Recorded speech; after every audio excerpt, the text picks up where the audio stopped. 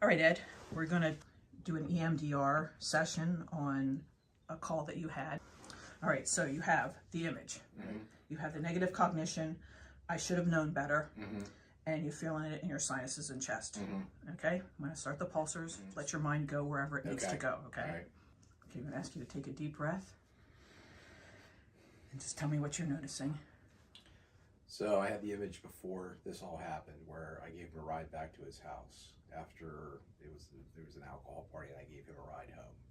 Okay. So, and I had talked to his dad, and he knew he was in trouble. Okay. So get a call to go back to the house. It's a 911 hang up. Still thinking it's routine, thinking it's a domestic between dad and a kid. I get there, and the kid's in the driveway with his dad, and there's blood, and dad's like just yelling, and I could tell the kid's gone, and I can feel it now. My heart was in my throat then. It feels like my heart's in my throat right now. I can just feel it there. Okay. So more and more people are coming to the scene now. But I'm just thinking that I messed up. I should have seen it. When I dropped him off, I should have seen it. I messed up. I'm done. I can't do this anymore. So they get me back. They take my gun. It made me so mad. They took my gun, and they sat me down with some guy to do like a debrief or something. And I'm like, it wasn't, why are they coming to talk to me? Why didn't I pay more attention? Second guessing. Mm-hmm. Now I'm going to that other call where the girl stabbed herself in front of me. Okay. And again, I'd been out there so many times. We talked. We were going to go to the ambulance, but why wasn't it like, why did I fall into that? Why did I let it be routine? Why didn't I pick up that knife? Seeing door slammed in my face. What's going on the other side? Okay. It's more than one occasion now. Go ahead. Yeah, just these doors slamming in my face, and then just trying to just crush through them. Okay.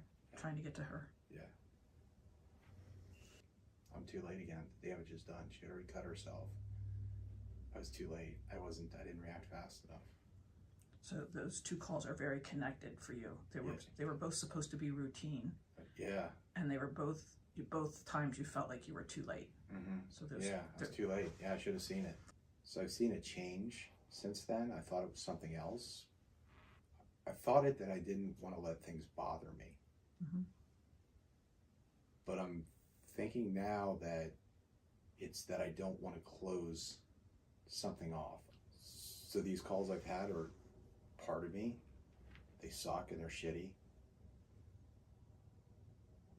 But subsequently, as a supervisor, I've been to these calls also.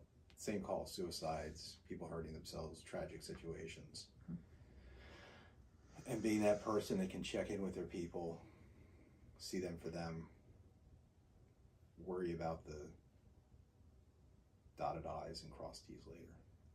So when you think about that in that way, and we look at those doors that have been shut, you're constantly keeping them open. Mm-hmm. See where that takes you. I can't fix the past. I can't change it. But where I can do better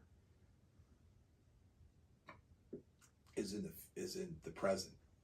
Having gone through things, I just thank God that it's made me this person rather than going the other way. Mm-hmm. It's made me care more.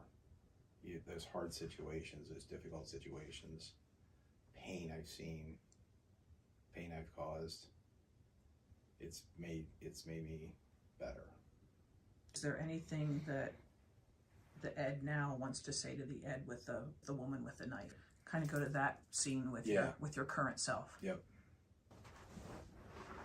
I'm reminding myself that I was there by myself when this all began, and then somebody came, and then she came after me with the knife. I could have shot her.